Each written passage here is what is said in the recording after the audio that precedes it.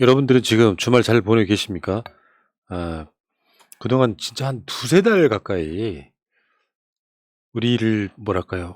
귓속에 다른 생각을 못하게 만들었던 바로 그 이슈를 최종 정리하는 시간을 한번 가져보겠습니다. 사실 대장동 끝났다 라고 하는 선언 이렇게 보시면 될 것 같습니다. 자, 시작합니다. 문재인 정부의 부동산 정책은 실패하지 않았다. 9번째 방송입니다. 지금 제 앞에 구본기 생활경제연구소장님 나와 계십니다.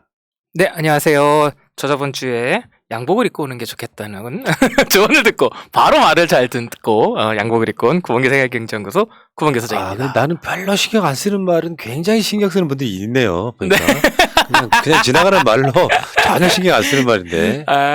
제가 그런 거는 잘 듣습니다. 그 뭐라고 해야 될까요? 스치듯이 던진 말 같은 거. 큰 의미는 없었어요. 근데 사실 이 방송이 이제 소중한 방송인 게 지금 서울에서의 민주당 지지율하고 네. 이재명 지사 지지율도 마찬가지고요. 여론조사를 다 전적으로 믿는 건 아니지만, 그리고 결국에는 부동산 문제가 대선의 주요 쟁점이 될 것이다. 그러니까 민주당 또는 문재인 정부가 좀 못했다라고 하는 그 약점을 막 파고들면서 대선의 가장 중요한 이슈가 될 것이다. 문재인 정부의 부동산 정책은 실패했다는 전제에 출발을 하면 이 문제는 절대 못 푼다. 그런 어떤 가정하에 우리가 만들고 있는 방송이고요. 공교롭게도 대장동 건이라고 하는 것이 부동산 문제의 어떤 하이라이트 같은 거였기 때문에 네.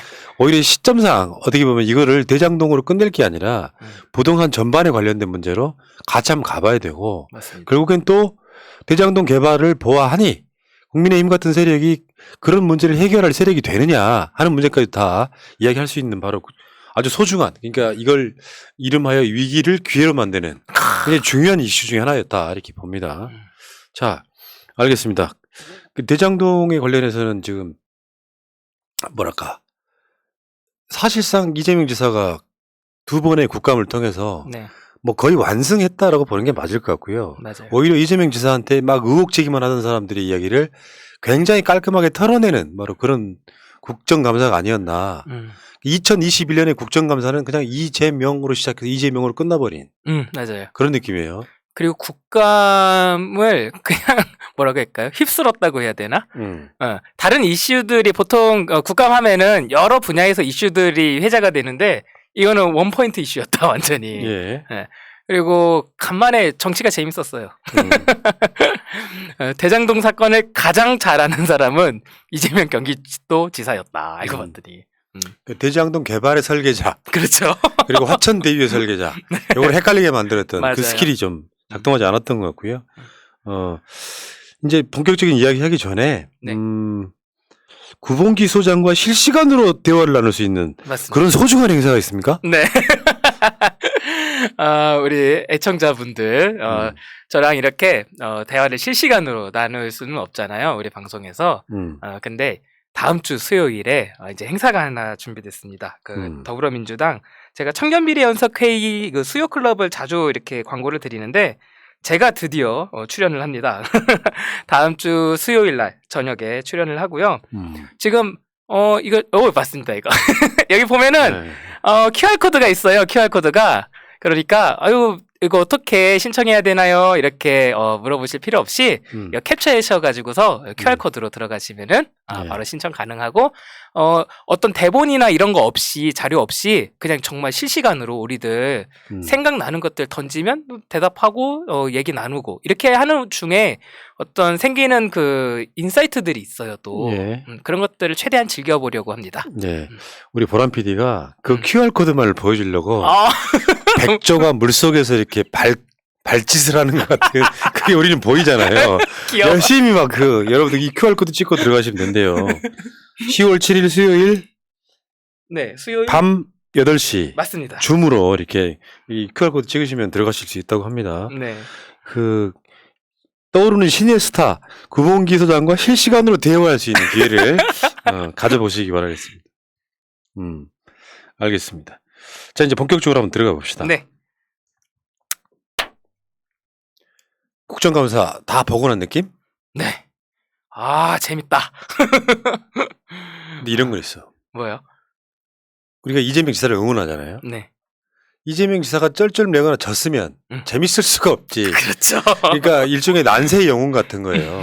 막 사람 부글부글 끓고 막 어떤 일부는 조바심 내고 어떤 일부는 의심하고 이 과정 속에 깔끔히 정리를 해버리니까 네. 정치가 재밌는 거는 이럴 때. 그러니까 이재명식 컨텐츠에 사이다가 그냥 빵빵빵 터진 바로 그런 국감이었다. 아, 진짜 간만에 카타르시스라는 거를 마음껏 느꼈어요. 정말. 그리고 가장 인상적이었던 거는 확실히 대장동 사업을 본인이 A부터 Z까지를 다 알고 행정을 하는 사람이니까 그것을 가장 잘 설명하는 사람 또한 본인이구나. 네. 이걸 느꼈고요. 그리고 제일 좋았던 게 저는 판넬들이요. 와, 사실 문제의식을 정말 많이 갖고 있는 게 이 대장동 사업 같은 도시개발 사업들은 조금만 이해를 하려고 이렇게 들어오면은 머리를 싸매게 되는 부분들이 있거든요. 복잡해가지고서. 근데 그거를 판넬 몇 장으로 논점을 완벽하게 정리하는 그 실력을 보고 네. 야, 감각 완전 타고났다. 역시 네. 라는 생각을 했습니다. 진짜. 뭘 받은 사람 범인 여기부터 시작해가지고 뭐 주택 매매 가격 지수 변화 뭐 이런 거. 네. 또 그 당시에 그 계산을 예상했던 수익하고 최근에 수익하고 같은 걸 다 비교해서 이렇게 올려주는 네. 그런 걸 보면서 그냥 머릿속에 이런 게 있거든요. 진짜 일종의 진짜 프로는 전체 큰 그림 먼저 그려요. 그러니까 나올 질문이나 이런 것들이 다 예상된 가운데 이게 내가 플레이어로서 잘 뛰려면 전체를 완전히 이해를 하고 있어야 되는데 딱 필요한 시점에 필요한 판넬까지 딱 준비해가지고 실제로 여기 내가 찐이야. 내가 더 잘 알아. 뭐 그런 느낌을 주는 것 같은 그런 느낌이었어요. 맞아요. 그리고 준비를 너무 완벽하게 해가서 딱 대응을 하니까 그 상대방에서 그 허둥지둥 실수하는 하는 거 보는 재미도 좀 쏠쏠했어요. 그러니까 저쪽은 대장동에 대해 잘 모르는 거 첫 번째. 두 번째는 진짜 중요한 얘기인데 진실이 이긴다. 맞아요. 그러니까 가짜로 만들어내려고 조폭까지 동원하고 다 동원해봤지만 사실은 진실은 이 사건의 얼개는 이재명이 돈 받아 먹은 거 아니야? 이거 설계해가지고 돈 잔치할 때 그래서 그분은 이재명 아니야? 근데 각종 곳에서 뭔 소리냐? 황당한 소리 하지 마라. 관련자들 모두 다가 이재명 아니다. 뭐 이런 이야기. 그리고 실제로 전체 얼개를 들어가 보면 이재명은 그 당시로서는 최선을 다한 거고 국민의힘이나 정의당 쪽에서는 공격을 이재명 지사가 그래도 너무 많이 이렇게 민간업자들이 가져가게 만든 설계를 일부러 한 거 아니냐. 그거 덮어 씌우려고 엄청 노력했던 거죠. 불가능한 거를 가능한 것처럼 말을 하고 있는 거죠. 물에 10명 빠져가지고서 혼자서 5명을 구했는데 왜 나머지 5명 구하지 못했느냐고 지금 타박하는 꼴인 거거든요. 근데 한편으로 이게 우려되는 것도 있어요. 사실 정치 고관여층들, 제 주위 정치 고관여층들 입장에서는 이게 사건이 정리가 거의 다 끝났어요. 왜냐하면 관계자들이 아이고 이재명 CR도 안 먹힌다 뭐 이렇게 말하거나 이재명이 나랑 무슨 관계가 있냐 이런 식의 말들 다 나오고 그리고 증거도 하나도 안 나오고 논리적으로도 연관될 이유가 아무것도 없다는 걸 다 파악했는데 문제는 제가 우려하는 지점은 뭐냐면은 우려하는 지점과 그리고 이 부분에 맞닿아서 우리 이재명 후보가 감각이 정말 좋다고 생각한 게 그 판넬을 말씀드렸었던 게 지금 저희 대선이 이제 날짜가 다가올수록 양극단으로 이제 모이게 될 거란 말이에요, 그룹들이. 그렇죠. 그러면서 결국 1~2% 싸움이 될 건데 지금 이렇게 비등비등 할 때 그럼 이 1~2%의 이 유동층들은 어떤 생각을 가지고 있을까 이게 궁금해가지고 진짜 정치 완전 고관여층, 저관여층을 떠나서 무관여층인 제 그룹들이 있어요. 친구 그룹들이. 이 그룹들한테 물어봤더니 이 사건에 대해서 우리가 생각하고 있는 것과 다르게 생각하고 있고 있는 친구들이 너무 많았어요. 그래서 왜 그런지를 좀 이제 술 한잔 하면서 이제 얘기를 들어보니까 결론적으로 말씀을 드리면은 이 친구들은 뉴스를 보지 않습니다. 일이 바빠가지고 말 그대로 생활인이기 때문에 아침 일찍 일어나서 회사 출근해서 늦게 퇴근하고 아니면 장사하거나 이렇게 해서 뉴스를 볼 시간이 없는데 뉴스를 만약에 접하게 되면 그러니까 세상 소식을 접하게 되면 대충 어디서 접하냐 이렇게 물어봤더니 밥 먹으러 가서 YTN 같은 것들 틀어져 있으면은 그것들을 본다는 거예요. 근데 그것들을 통해서 너희들이 보는 그 세상의 이미지가 어떠니? 라고 물어봤더니 윤석열이 세상을 바꿀 것 같은 투사래요. 그런 이미지를 갖고 있는 거예요. 아, 일부겠죠. 그 친구분들은 일배를 하시는군요. 아닙니다. 일배가 아니고 아예 무관여층인데 아, 이제 투사라는 거는 제가 지금 설명을 위해서 만든 단어고 그 친구들이 느끼는 이미지는 딱 그건 거예요, 진짜로. 근데 이런 측면이 있어요. 그 무관여층은 투표장에 나오지 않습니다. 제가 그래서 친구한테 말했어요. 너는 투표장에 나오지 않는 게 세상을 바꾸는데 도움이 될 것 같다. 그러니까 정치에 관심이 조금이라도 있는 관여층, 고든 뭐 저든 간에 이 관여층들이 자기 이미지를 갖고 투표를 행하게 되는데 국민의힘의 저는 그렇게 생각해요. 물론 이제 이게 구본기 소장은 미리 좀 대비를 하자 이런 차원이겠지만 맞습니다. 실제로 그런 사람들이 투표장에 나오면 투표율이 100% 돼버립니다. 그러네요. 그러니까 투표율 70% 정도가 예상되는 투표라고 하면 실제로 예를 들어서 이재명 지사가 덕출을 하거나 또 반대쪽에서 덕출을 하면 투표율이 더 떨어져요. 한 65% 정도. 그러니까 막 분위기가 달아올라서 박빙일 때 한 70%에서 75% 간다고 보면 75%가 맥시멈이라고 보면 80%는 안 나오고요. 그러니까 이 부분에 있어서는 정치에 조금이라도 관심 있는 중도층들이 봤을 때 사실은 이게 지금 그 대장동 관련해서는 포탈의 조중동류는 계속 가짜뉴스를 쏟아냈고요. 그러니까 자기들이 유리한 것만 갖다가 막 조폭이네 뭐 추가 환수 조항 이걸 이제 한다는 그런 조항들은 아예 있지도 않았는데 그거를 뭐 이재명이 삭제를 했다라든지 이런 식으로 몰고 갔지만 전반적인 그러니까 이렇게 보면 약간 보수 성향의 신문들까지 완패했다라고 쓰고 있는 것은 이재명한테는 굉장히 호재인 건 맞죠. 그렇죠. 근데 하지만 제가 우려하는 거는 제가 뭐라고 해야 될까? 철저히 대비해서 나쁘지는 않다고 생각하는 입장이라서요. 네. 무관여층 그리고 아예 그냥 무관여층 제 친구처럼 그리고 저관여층 이 사이에서는 대장동 이슈를 아직 못 쫓아오고 있는 사람들이 굉장히 많고 뭐 어떻게 된 건지 몰라요. 그냥 난장판이 났고 다만 이렇게만 생각하는 사람들도 있더라고요. 그거 안 받았겠어 그게? 그냥 이렇게 그러니까 근거도 없고 논리도 없어요. 하지만 그냥 그렇게 생각하는 사람들이 있기 때문에 그런 사람들한테까지도 다가갈 수 있도록 지금 이런 컨텐츠는 이미 충분히 퍼진 것 같아요. 논리적으로 설명하고 길게 풀어서 하고 전문적으로 설명하는 맞습니다. 컨텐츠는 이미 다 나온 것 같고 이제는 슬로건 형식으로 짧게 줄여가지고서 이제 직관적으로 조금 설명을 하는 컨텐츠들이 나와서 이제 저관여층 그리고 제 친구들 같은 무관여층까지 아예 전파가 될 수 있도록 조금 하는 작업이 필요하지 않을까. 맞아요. 그 진짜 중요한 말씀이고요. 어쨌건 지금 대선에서는 제일 중요한 게 이런 진짜 무관여층 포함해가지고 뭐 돈 안 받았겠어 하는 사람들까지도 예를 들면 그래도 대통령이 이재명이 될 거야. 이 수치가 굉장히 높거든요. 그런 것들이 좀 잘 이용돼서 결론적으로 말하면 이재명이 되면 어떤 세상이 바뀔 거다라고 하는 비전을 보여주는 거. 사실 이 대장동 건도요. 앞으로 대선이 뭐 5, 6개월 이상 남았지 않습니까? 네. 6개월은 아니네요. 그러니까 지금 5개월 조금 더 남은 건데 그 상황에서 다른 이슈하고 좀 다르게 네거티브나 논란만으로는 대선이 가지 않고요. 저 사람이 대통령이 됐을 때 세상이 어떻게 바뀔 거냐. 여기에 대한 비전을 이제 계속 내야 되는 거고 그렇다 보면 또 대장동을 언제 그랬냐는데 잊혀져요. 왜냐하면 국민의힘도 잊고 싶은 거 하거든요. 요즘 그 짤 돌더라고요. 오징어 게임 그 1번 할아버지가 이러다가 다 죽어 하는 짤 돌더라고요. 예. 네. 자, 알겠습니다. 네. 자, 그러면 이제 오늘 대장동 총정리잖아요. 맞습니다. 사실은 그렇게 하면 우리가 이런 부동산 전문가들이 대장동 개발한다고 할 때 들어갔어야 돼. 끝나고 나서 지금 총정리하고 있는. 그러니까 우리 같은 사람 돈 못 버는 거야. 그래도 여러분들 이 코너가 정말 신박하다는 게 이제 증명이 됐습니다. 제가 처음에 대장동 사건 갖고 나왔을 때 정리를 하면서 하나은행한테 화천대유를 물어봐야 되는 거다. 화천대유가 누구냐? 하나은행한테 물어봐야 된다라고 하면서 했죠. 하나은행에 집중을 했어요.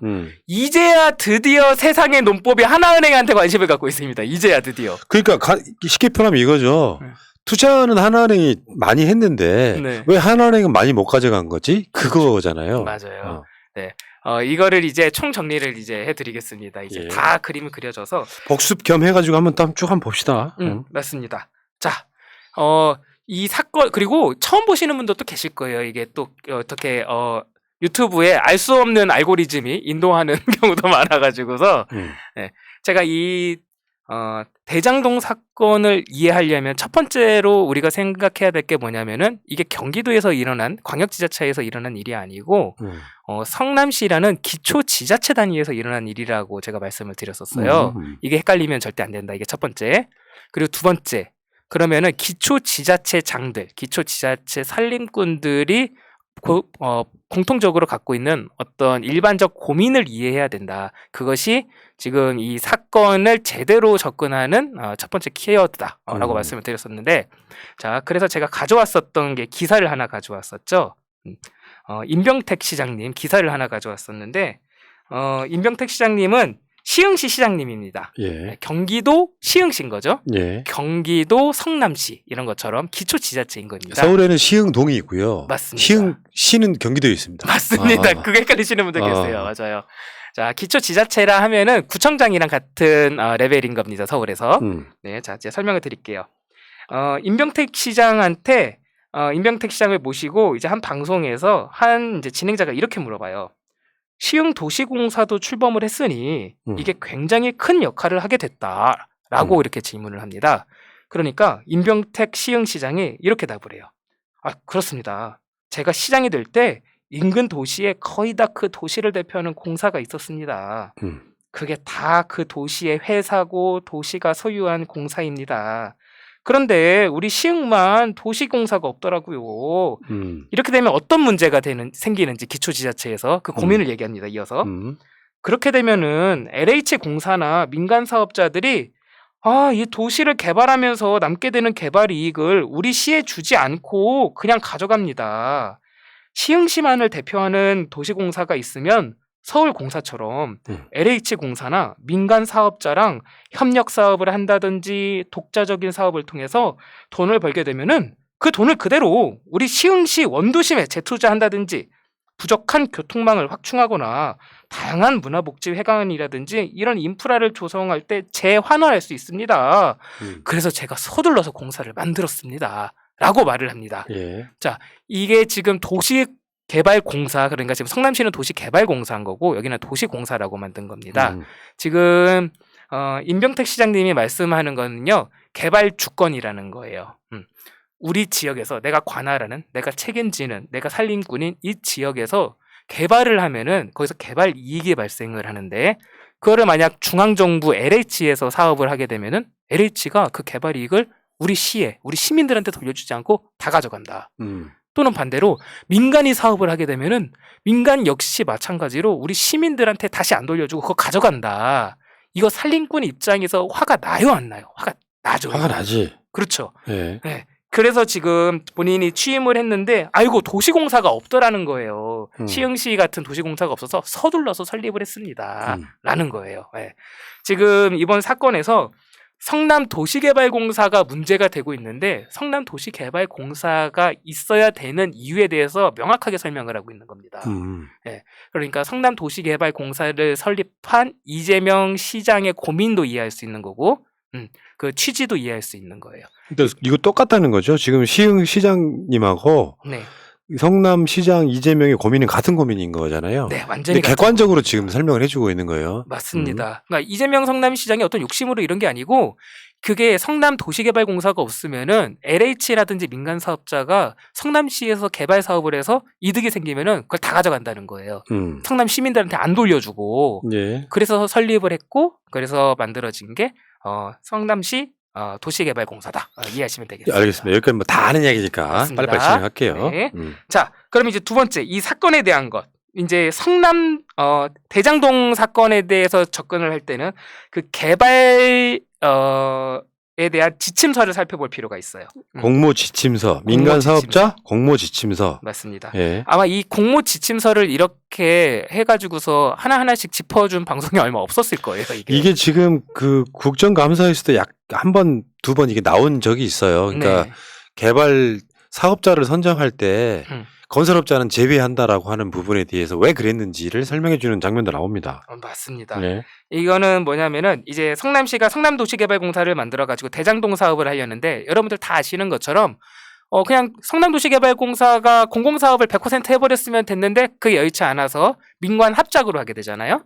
그래서 민간 사업자를 이제 모집하는 여러분 이 조건을 우리가 걸 테니까 이 조건에 맞춰서 여러분들 신청하십시오. 그러면은 우리 조건에 가장 맞는 곳을 골라서 우리가 선정하겠습니다라고 하면서 일종의 뭐라고 할까요? 모집 신청서 이런 것들을 낸 거예요. 모집 요강들이 있는 거죠.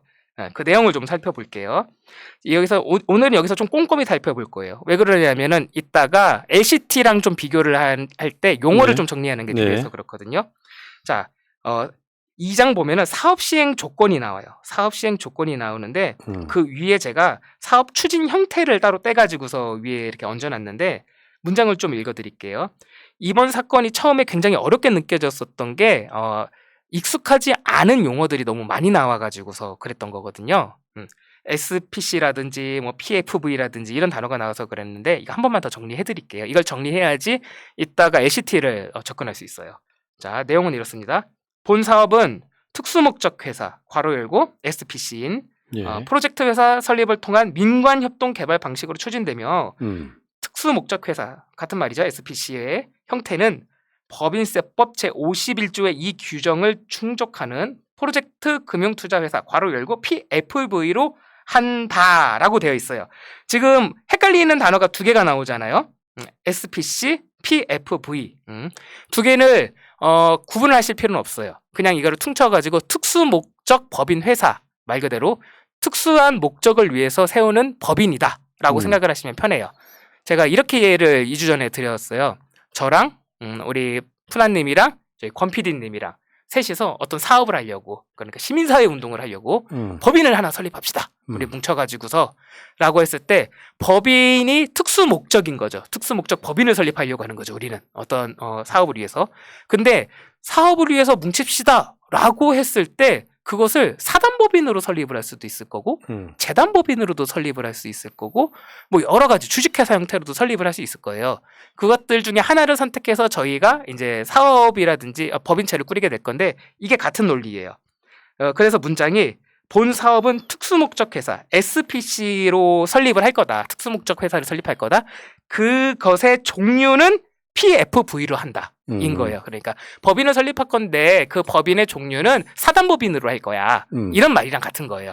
그러니까 그냥 뭉쳐가지고서 둘이 뭉쳐서 그냥 특수목적 법인이다. 이렇게 생각하시면 됩니다. 그러니까 이게 여러 가지 뭐 조건이나 이런 게 있는데 네. 예를 들면은 우리가 적당할지 모르겠는데 이 분양 사업이 다 끝나면 네. 이 법인은 해체가 되는 거잖아요. 그러면요. 특수 목적이잖아요. 네.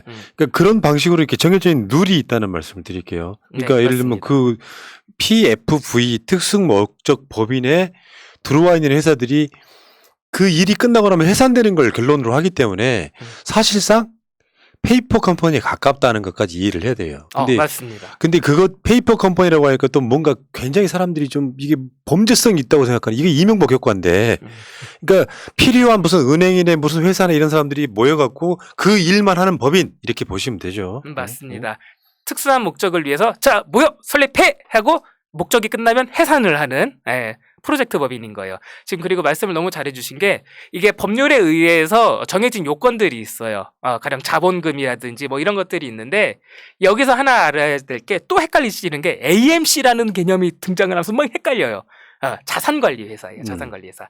저희 셋이서 이제 사업을 하려고 이제 법인을 설립을 했잖아요. 그럼 그때 누가 필요해요? 총무가 필요하죠. 총무가. 어디 식당 예약도 하고 가서 결제도 하고 뭐 이렇게 장부도 쓰고 하는 총무가 필요한데 이렇게 법인들을 모아가지고서 PFV를 설립하면은요 법률에 의해서 반드시 거기에 총무를 두게 되어 있어요.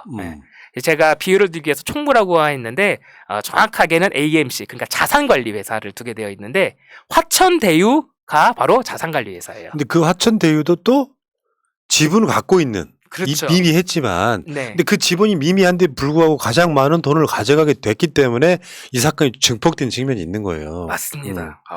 됐습니다. 이제 딱 깔끔하게 정리가 됐습니다. 네.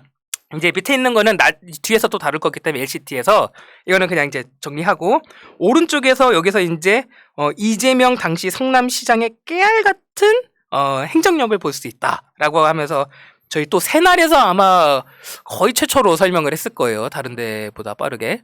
오른쪽에 이제 분홍색으로 제가 예. 체크를 했는데 결국 이렇게 해서 팀을 꾸려 오세요. 우리랑 같이 사업을 하면서 공모를 낸 거잖아요. 내서 올 때 어떤 생각을 했냐면요. 성남시의 그 시장인 이재명이 당시 아니 여기 회사에 우리 건설 사업을 할 건데 도시개발 사업을 할 건데 건설 회사가 들어오면 이해관계가 충돌하는 거잖아. 그러니까 여기다가 아예 명기를 합니다. 여러분들 이거 팀 모아서 올 때는요. 건설업자는 제외해서 오세요. 라고 오른쪽에 분홍 색깔로 제가 읽어드릴게요. 사업 시행자와 시공사 간 이해상충 문제를 해결하기 위해 건설산업기본법에 따른 건설사업자는 제외한다. 이거 빼고 팀 짜서 오세요. 그렇게 해서 우리에게 가장 유리한 조건을 제시하는 쪽과 우리가 사업을 하겠습니다. 예. 라고 공모를 한 겁니다. 자, 그렇게 해서 다음 표까지 우리가 봤죠. 예. 이제 이게 굉장히 중요한 표입니다. 예, 이게 핵심이 되는 표예요. 요즘 하나은행 얘기가 나오는 게 이 표에 기반을 하게 되는 겁니다. 이 공모 지침서 안에 내용을 보면은요. 왼쪽에 있는 서식이 있어요. 서식 5라고 되어 있잖아요. 출자자 구성 및 지분율 계획이에요. 제 밑에도 노란색을 쳤는데 성남시는 이걸 설계를 할 때 어떻게 설계를 하냐면요. 우리가 프로젝트 법인을 만들 건데 그 주식의 50% 그리고 플러스 한 주를 우리가 갖겠습니다. 그리고 여러분들은 50% 마이너스 한 주를 어떻게 꾸릴 것인지를 짜서 오세요 라고 하는 거예요. 우선 첫 번째 50% 플러스 한 주를 성남도시개발공사가 갖는 이유는 뭐죠? 이 사업을 우리가 핸들링 하겠다. 지배력. 그렇죠. 우리 원하는 대로 하겠다. 이거 민간 사업자들 마음대로 굴러가게 두지 않겠다라는 의도인 거예요. 네. 그렇게 해서 왼쪽에 있는 서식에다가 여기 참가하는 업체들은 적어서 내게 되어 있어요. 이거를. 그렇게 해서 세 팀이 이제 들어왔죠.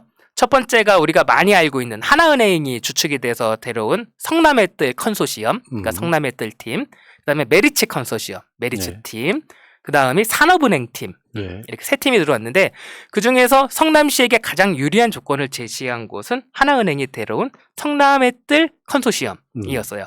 그래서 여기랑 이제 같이 하게 되어서 합쳐져서 성남의 뜰이라는 아까 말씀드린 특수목적 법인 PFV를 설립하게 되고 오른쪽 표에 있는 게 바로 그 주주 구성에 대한 비율이에요. 주식.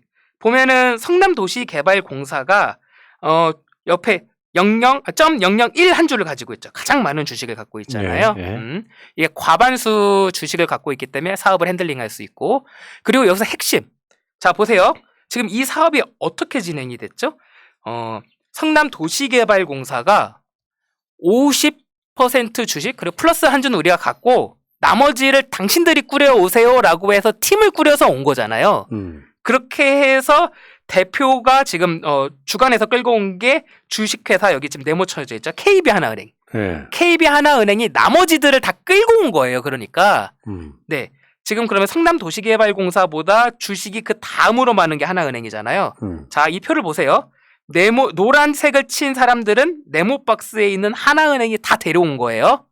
자, 문제가 된 건 지금 화천대유 자산관리죠. 여기 화천대유 자산관리회사가 문제가 있다라는 거잖아요. 예. 자, 그럼 화천대유 자산관리 누구 겁니까? 실체가 뭡니까? 실소유주가 누굽니까? 라고 물으려면은 이게 성남도시개발공사한테 물어봐야 돼요? 아니면 하나은행한테 물어봐야 돼요? 당연히 하나은행한테 물어봐야 되는 문제인 거예요. 왜냐? 화천대유 자산관리회사는 하나은행이 데려왔어요. 그러니까 화천대유는 이미 수년 전부터 여기를 개발하기 위해 땅을 사모았던 그룹이야. 그렇죠. 그러니까 이 사람들이 참여를 하지 않으면 사업이 사실상 불가능한. 그렇죠. 근데 이 사람들은 땅을 사모으고 그렇다 보니까 이제 개발할 아파트를 지을 돈이 사실상 없는 거지. 그렇다 보니까 이런 은행을 끼고 그렇죠. 사업을 할 수밖에 없는 이 구조인 거죠. 그러니까 화천대유가 사실은 하나은행을 끌어들였다고 보는 게 일단 맞을 것 같고 그렇죠. 그 하나은행 입장에서는 화천대유는 그냥 일반적인 뭐 진짜 막 누구도 알 수 없는 회사에 가깝기 때문에 화천대유에 대한 일종의 보증을 서준 게 하나은행이 돼버린 뭐 이런 구조라고 보는 게 맞죠. 맞습니다. 그러니까 지금 논리적으로는 지금 두 그룹 중에 하나은행과 성남도시개발공사 두 그룹 중에 성남도시개발공사한테 화천대유 누구 겁니라고 묻는 거는 둘 중에 하나예요. 이 사업을 아예 이해 못한 사람이거나 두 번째는 국민들을 속이려거나. 화천대유는 내 거였으면 좋겠는데. 아니 그렇잖아요. 내 거였으면 좋겠는데 국민들 다 똑같은 마음 아닐까? 그런 생각일 겁니다.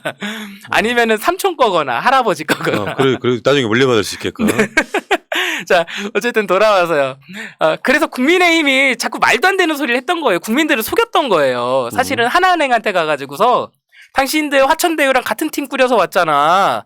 화천대유랑 어떤 사이야 도대체 어떻게 하다 알게 된 거야. 이걸 물어봤어야지 정상이에요. 그래서 제가 이 대장동 사건을 처음 브리핑했을 때 제가 기자라면은 네이버랑 다음에다 검색어를 하나은행 띄고 화천대유 이렇게 넣었을 거다. 그러면은 가운데 연결된 사람이 튀어나올 것이다 분명. 그렇게 해서 그 사람한테 가서 내가 기자라면 가서 물어봤을 거다. 도대체 어떻게 해가지고 화천대유랑 하나은행이 한 묶음에 한 팀이 된 거예요? 물어봤을 거다. 라고 하면서 제가 검색한 결과를 그때 제가 가지고 왔었죠. 그러니까 2대1의 기사가 아니냐다 이렇게 딱 있잖아요. 이현주 화천대유 자산관리 상임고문이라고. 이 사람이 하나은행맨이었던 거예요. 오른쪽에 보이시죠? 이 사람은 아니 하나은행에 언제부터 있었던 거예요? 1991년부터 하나은행에 있었고 하나은행 부행장까지 했던 사람인 거예요. 완전히 하나은행맨인 거예요. 근데 완전한 하나은행맨이 지금 화천대유에 있다. 따라서 제가 지금 그림을 하나 더 가져왔는데 그거 한번 보여주시겠어요? 이게 뭐냐면은요. 성남의 뜰을 주식의 그 비율대로 순서를 쭉 나열한 거예요. 보면은 제가 성남도시개발공사 해놓고 막대기를 하나 그어놓잖아요. 왼쪽과 오른쪽은 분절된 개념이에요. 왼쪽이 그 공모지침서를 내려서 오른쪽 동그라미 표에 있는 팀들이 묶여서 온 거고 그 팀을 데리고 온 건 제일 왼쪽에 이 팀 내에서 주식이 가장 많은 하나은행이에요.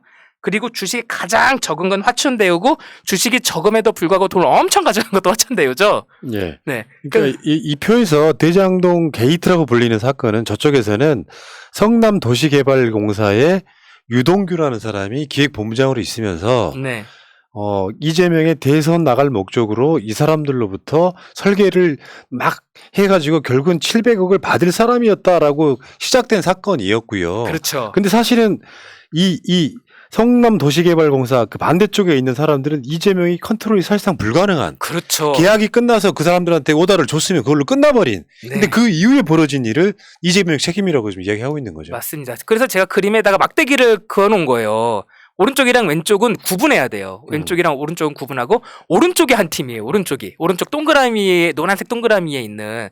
근데 지금 사건이 재미있게 화천대유에서 뒷문이 터졌어요. 사실은 저 팀에서 가장 감추고 싶었던 부분이 제일 끝에 있는 화천대유인데 화천대유에 있는 사람들이 막 터지면서 지금 인물들이 너무 많이 등장하면서 거의 뭐 삼국지 같이 혼란스럽게 되어 있는데 다시 돌아와서 이 혼란스러움을 모두 멈추려면은 성남도시개발공사 다음으로 논법으로 파고들어야 될 건 하나은행이다. 집중해 주세요. 그리고 지금 마침 사람들을 파다 보니까 다시 하나은행이 소환되는 지금 시점에 왔다. 라고 설명을 여기까지 정리해 드리면 되고 화천대유 누구 겁니까? 화천대유 여기 왜 왔습니까? 화천대유 돈 왜 이렇게 많이 가져갔습니까는 누구한테 물어봐야 한다? 하나은행한테 물어봐야 한다. 네.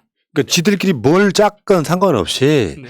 지금 이제 사실은 지금 화천대유 그러니까 막 이상한 범죄 집단 같이 이미지화 시키지만 네. 이 배경에는 하나은행 같은 우리가 익히 다 알고 있는 유수의 은행들이 다 포함되어 있는 사건이란 말이죠. 맞습니다. 근데 화천대유가 아까 말씀하신 총무 역할을 맡았기 때문에 거기서 지들끼리 이 수익금 남고 벌어지는 일종의 아기 다툼 끝에 이게 밖으로 드러난 건데 네. 그걸 무리하게 이재명과 연관시키려다 보니까 물론 유동규라는 사람이 등장하긴 하지만 여러분들 한번 잘 생각해 보면 이 사람들이 나눠 가졌다는 돈, 뭐 50억씩 나눠줬다는 돈과 유동규에게 갔다는 뇌물이라고 하는 걸 한번 비교를 한번 해보시라고요.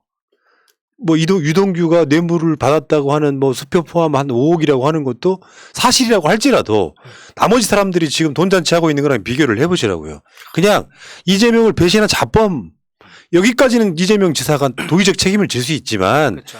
내가 시켜서 한 비리가 아니고 내가 이미 성남시를 나왔고 그 후에 벌어진 일들을 어떻게 이재명이 책임을 지겠습니까? 이건 불가능한 구조였던 거죠 원래. 그렇죠. 그 자영업으로 비해보면 편해요. 내가 회사를 운영하고 있다가 직원들 인수인계 조건으로 내가 이 가게를 떠났어요.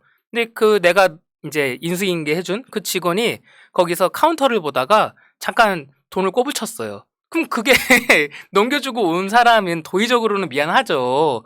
하지만 그 사람이 그것을 책임져야 될 건 아니죠. 이 음. 정도로 정리하면 될 것 같아요. 그러니까요.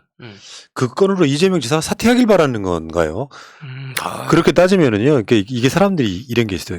구체적인 실체를 보지 않으면 계속 거기만 꽂히는데 이 성남과 관련해 갖고 대장동 개발과 관련해 갖고 관계자가 유동규뿐이겠습니까? 그렇죠. 그 사람들 하나씩 다 나열하면 수도 없이 많은 사람 중에 한 명일 뿐이에요. 맞아요. 근데 사람들은 지금 국민의힘 같은 데서는 이거를 이재명의 최측근이고 이 사람이 돈을 받았고 그러면서 이제 그게 연결된 게 이제 초과 이익이 발생을 하면 그걸 환수하는 조항을 이재명이 없앴다 그랬지만 애초부터 그런 조항은 없었습니다. 그렇죠.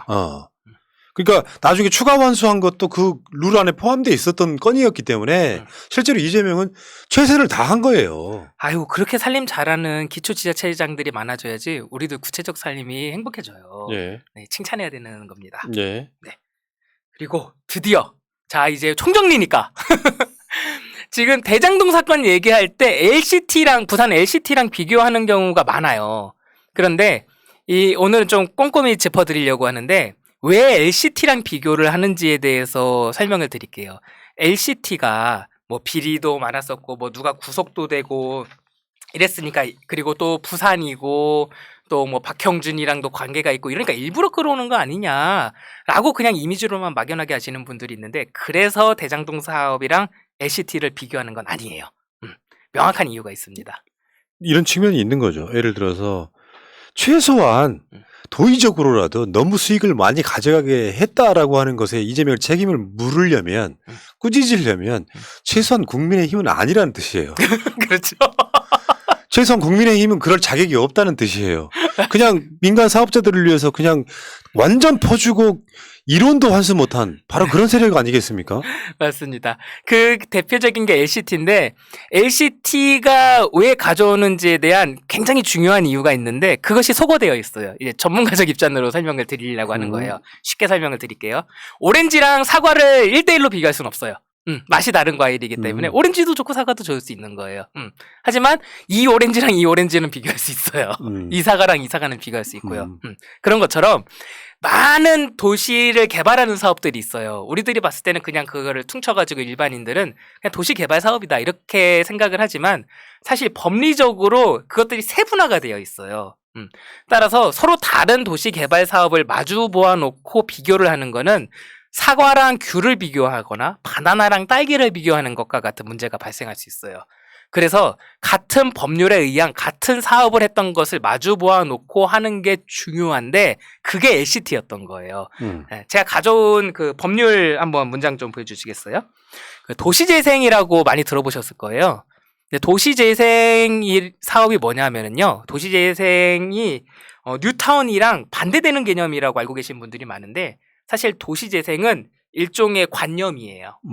도시를 개발할 때 건축물만 개발하고 도시 외관만 개발하려고 하지 말아라. 그렇게 했더니 사람들 내쫓기고 하는 문제들도 발생한다. 그래서 문화적인 차원, 경제적인 차원 등등등 다양하게 고민해서 도시 개발 사업을 해라. 그게 도시재생의 의의예요. 따라서 도시재생법 안에 도시재생 사업이라고 규정되어 있는 내용을 보면요. 그 안에 뉴타운도 들어와 있고 우리나라에 있는 대부분의 개발 사업이 들어옵니다. 그게 지금 표시된 표고요. 제가 왼쪽에다가 빨간색으로 표시해 놓은 거는 재개발 재건축에 관련된 법률이에요. 그리고 오른쪽에 파란색으로 정리된 게 뉴타운에 관련된 법률인 겁니다. 그러니까 재개발 재건축에 관련된 법은 도시 및 주거 환경 정비법에 따른 정비 사업이고 네.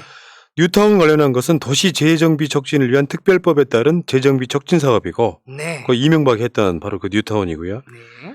그 다음에 대장동이나 LCT는 도시개발법에 따른 도시개발 사업이에요. 맞습니다. 좀 일반인들 좀 어렵겠다 이 자체는. 맞아요. 그래서 용어만으로 보면. 그래서 이것들을 소거하고 LCT랑 대장동을 비교하는 거예요. 전문가들은 아니까 이미.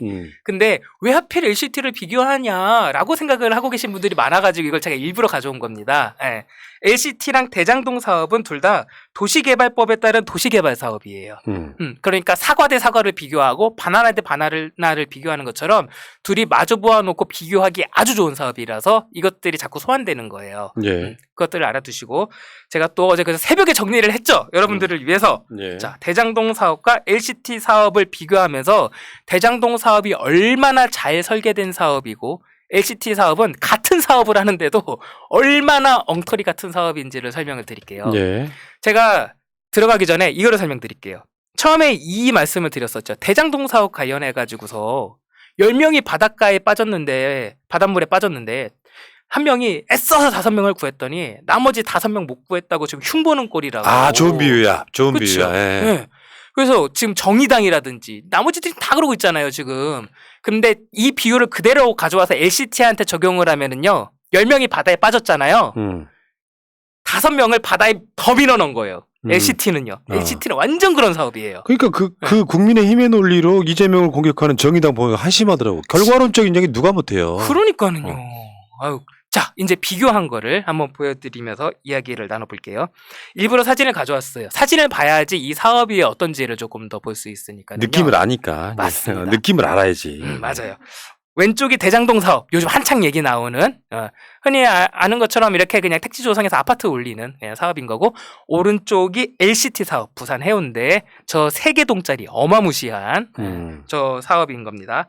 자, 처음 시작은 대장동 사업 같은 경우는 2015년에 그 전에 오른쪽 해운대 앞 101층 등 제가 894세대라고 적었는데 오타입니다. 882세대. 882? 네, 882세대가 들어갔고요. 그럼 이걸 좀 개요로 읽어드릴게요. 대장동은 면적이 968, 아니죠. 96만 8,890평방미터고요. 네. 그 LCT는 65,934평방미터고요. 대장동은 공동주택 5,903세대고요. LCT는 882세대고요. 뭐 그런 것 같습니다. 그리고 신흥동 제1공단 부지 공원화 및 주차장 조성까지 포함되어 있는 거고, 여기는 지금 그 882세대 LCT는 호텔, 워터파크 등의 상업시설이 들어가는 바로 그런 거죠. 네, 맞습니다. 오른쪽은 관광 사업에 가깝다고 보시면 되고, 애초에 관광 사업으로 사실은 시작을 했습니다. 조금 이따 말씀을 드릴 건데, 예. 대장동 사업은 2015년에 성남도시개발공사가 이제 민간사업자 공모를 하게 됩니다. 저희가 아까 살폈었죠? 근데 그 이전에 성남시에 있는 새누리당 국회의원들이 민간 개발 못하게 계속 막다가, 그렇죠. 이재명 지사가 성남시장에 재선되고 나서 시작된 거예요, 이거. 맞습니다. 위에 거는 제가 좀 뺐어요. 뭘 비교해드리고 싶은 거냐면은, 지금 대장동 사업이랑 그 다음에 그 LCT 사업이 같은 사업이라고 했잖아요. 따라서 앞에서 저희가 PFV 살피고 막 했었잖아요. 그게 다 똑같이 등장을 해요. 도시개발법. 네. 도시공사도 똑같이 등장을 하고, 똑같이 공모지침서도 나오고, 똑같이 다 살펴볼 수 있어요. 1대1로 이거는요. 근데 진짜 부산에 도시공사가 있다고? 네. 있는데 왜 이래요? 나는 없는 줄 알았어. 없으면 이거보다 나았을 것 같아요. 있어서 망친 것 같아요. 있었구나. 난 없는 줄 알았지. 그러니까 이게 같은 칼을 가지고 누구는 요리를 하는데 쓰고 누구는 강도질 하는데 쓰는 거예요. 그러니까 이게 딱 이게. 그러니까요. 자, 다시 돌아와서요. 자, 2015년에 성남도시개발공사가 민간사업자 공모한 거 저희가 아까 살폈어요. 그리고 오른쪽을 보면은 LCT 사업은 2007년에 부산도시공사가 민간사업자 공모를 하게 됩니다. 그리고 잠깐 제일 밑에 볼게요. 준공 시기가 비슷해요. 대장동은 2020년에 준공이 됐고, 그다음 LCT는 2019년에 준공이 됐습니다. 네, 다시 올라올게요.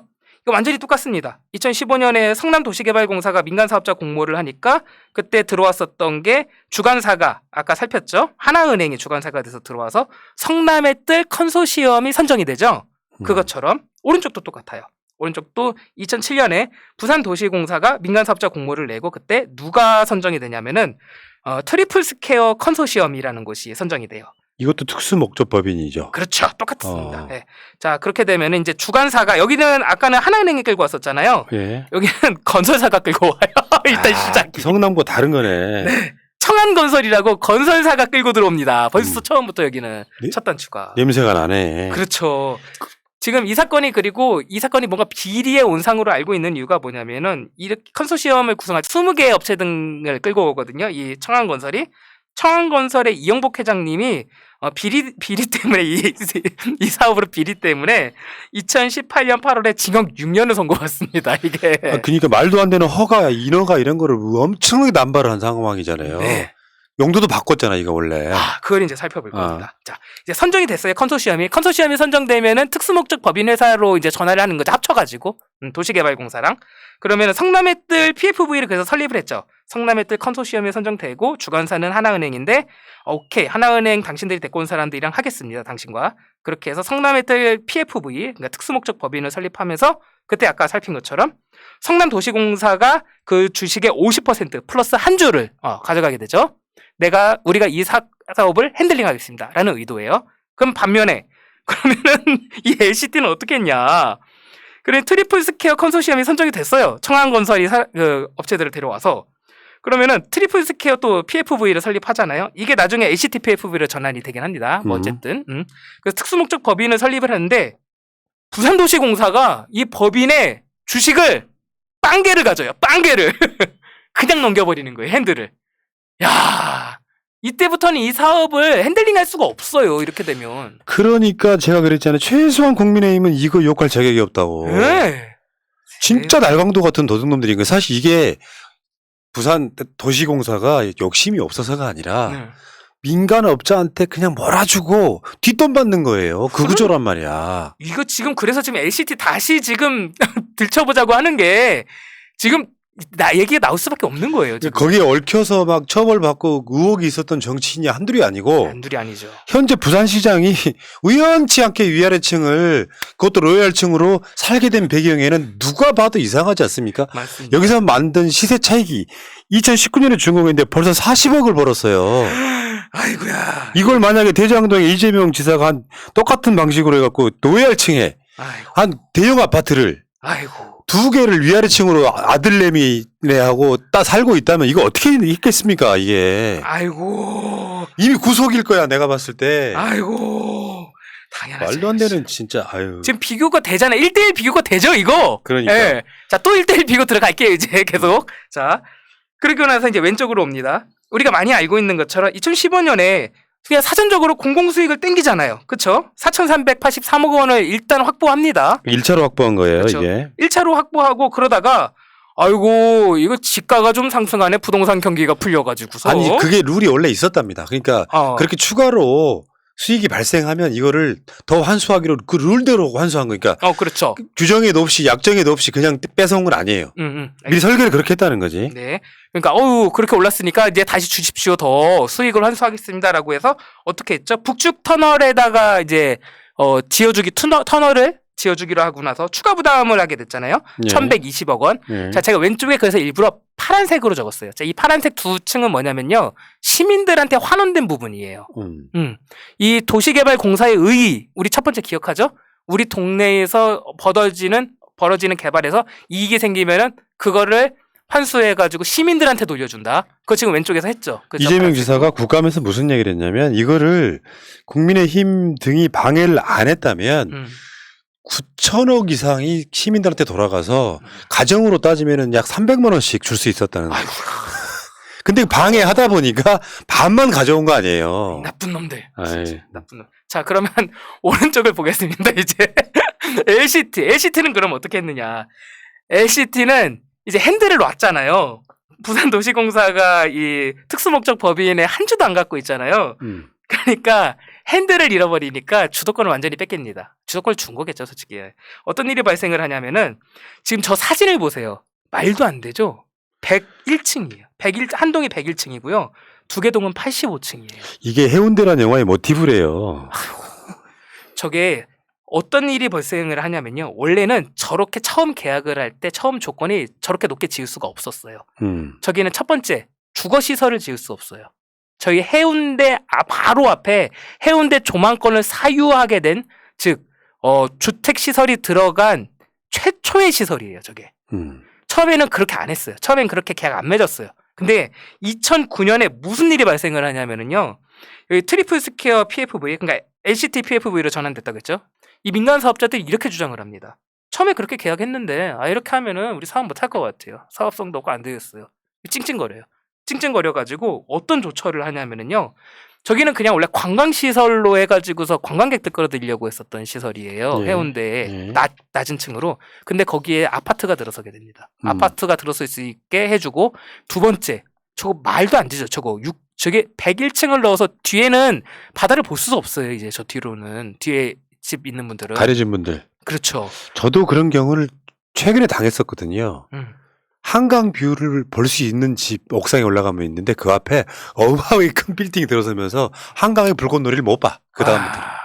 그거는 공공의 그 자원을 사유화해 버리는 거거든요. 그래서 저기가 원래는 층수래네. 그 층고가 60m로 제한되어 있었어요. 저기가 예. 60m로 제한되어 있었던 고도 제한이 있었는데 그걸 풀어버립니다. 자, 60m로 고도 제한을 한다고 해보자고요. 그럼 한 층에 3m로 잡아볼게요. 그럼 한 20층 정도밖에 원래 못 들어가야 되는 거예요. 근데 이걸 풀어가지고서 저거는 5분의 1. 저 건물의 5분의 1. 네. 101층이 들어갑니다. 네. 저건 위로 돈 엄청 벌라고 한 거죠. 위에다가 막 쌓아라. 그러니까 우리나라 건설 사업의 가장 대표적인 비리 문제예요, 이게. 네. 그러니까 정권을 다 주고 정권을 다 준 정치인이나 뭐 시장, 구청장 이런 사람들은 뒷돈 받고 이 구조가 계속 진행되고 있었던 거예요. 맞습니다. 그러니까 국민의힘 기준에서 보면 이재명은 돈을 한 700억쯤 받은 사람인 거지. 아, 그렇죠. 업자들 입장에서 보면은 거의 그쪽 입장에서. 근데 그렇죠. 남욱 변호사 그랬잖아요. 씨알도 안 먹힌다고. 그러니까요. 자, 또 하나 더 있습니다. 2009년에 이런 일이 있었고 2011년에 자, 저렇게 엄청난 그 건물이 들어가면은 인근 도로 기존 기반 시설로는 택도 없어요. 당연한 거예요. 그래서 도로도 넓히고 기반 시설도 조성을 더 새로 해야 되는데 그거 당연히 그럼 LCT에서 해야 될 거잖아요. LCT에서 안 하고요. 부산시에서 해주기로 해요. 저게 말도 안 돼요. 뭔가 구린 게 있는 거지. 그래서 이번 국감에서 나왔죠. 그 기반 시설 닦는데 부산시에서 1,000억을 냈다고 합니다. 1,000억을. 자, 제가 지금 LCT랑 대장동을 마주보아 놓고 비교하는 짧은 콘텐츠들이 굉장히 나오는데 그것들을 자세히 설명을 한 콘텐츠가 없어서 자세히 1대1로 비교가 가능하고 1대1로 비교를 해드렸어요. 예. 그게 요즘 짧게 압축해가지고서 아주 잘 도는 이제 콘텐츠가 있더라고요. 성남 대장동 vs 부산 LCT라고 해서 많이 보셨을 거예요. 예. 지금 이게 제가 길게 설명한 걸 압축해 놓은 겁니다. 자, 왼쪽에 보면은 시민 이익 확보 그리고 오른쪽은 시민 손실 발생하는데 사실 시민 손실 발생은 더 있죠. 아까 저희가 살핀 것처럼 층수도 더 높게 공공의 자원을 민간에게 줘. 저만권 뭐 이런 거. 그렇죠. 다 주고 그러니까 말도 안 되는 겁니다. 돈으로 환산할 수 없는 거를 또 잃어버린 거예요. 시민들 입장에서는. 자, 다시 이거를 꼭꼭 곱씹어야 되는 문제가 뭐냐면은요. 성남 대장동 사건이랑 부산 LCT 사건은 같은 법률에 의한 같은 개발 사업이에요. 도시개발법. 그렇습니다. 1대1로 마주놓고 비교를 하는 게 타당한 거고 1대1로 마주놓고 비교를 했더니 같은 칼을 갖고 어떤 사람은 시민들을 위해서 휘둘렀는데 어떤 사람들은 시민들의 이익을 해하고 민간 사업자들의 이익을 위해서 휘둘렀다.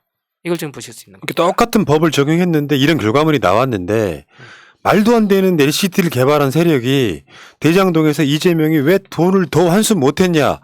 민간 개발업자들이 왜 많이 가져가게 내버려 뒀냐라고 말도 안 되는 지금 딴지를 걸고 있는 바로 그 사건인 거죠. 그렇죠. 그럼 이렇게 가죠. 그래 그러면 다른 사업은 얼마나 잘했는지 보자. LCT 보자. 가야 되는 거예요. 이거는. LCT랑 비교는 여기서 정리. 네. 자, 근데 이재명 후보가 국감에서 가지고 나왔던 판넬이 그 중에 가장 핵심 중에 하나가 바로 지금 보여드린 이거였었죠. 실제로 2015년에 예상됐던 수익하고 현재 예상 수익하고 어떻게 비교를 해도 이재명 지사가 잘못한 지점이 없어요. 네. 잘못을 굳이 했다라고 하면 민관 합동으로 개발하게 만들었던 이명박 정부 때부터의 책임이 또 거론될 수밖에 없는 맞습니다. 이런 상황인 거죠. 그리고 저게 정말 잘 만들었다고 생각을 하는 건 뭐냐면은 게임 같은 거예요. 우리가 한번 생각해 볼게요. 이재명 성남시장이 됐다고 생각을 해볼게요. 경우의 수는 어차피 당시에 3가지밖에 없었어요. 완전 민영 개발로 그냥 냅둬 버리든지 그냥 LCT처럼 그냥 에이 몰라 시민들 신경 안 쓰려고 그냥 민영 개발로 놔둬 버리든지. 국민의힘이었으면 다리까지 놔줬겠지. 그렇죠. 그렇죠. 굴도 뚫어주고 막. 그리고 두 번째 이재명 성남시장처럼 아니야 하면서 민간 아니야 그래도 시민들한테 돌려드려야 돼. 개발 주권이야. 우리 지역에서 벌어진 개발 사업에서 얻어진 이익을 시민한테 돌려드릴 거야 라고 끈질기게 해서 민간 공동 개발을 할 거든지 아니면은 완전 공영을 할 건지인데 완전 공영은 당시 상황으로선 불가능했어요. 그렇죠? 3개를 놔뒀지만 사실 실제적으로 완전 공영이라는 경우의 수는 없어요. 그렇죠? 그 당시로 돌아가 보면은 그럼 결국 경우의 수는 2개밖에 안 남아요. 완전 민영을 할 건지 아니면 민관 공동을 할 건지 여러분이라면 어떡할 거예요? 이거는 시민을 생각하는 시장이라면은 당연히 민관 공동을 하는 거예요. 이거는.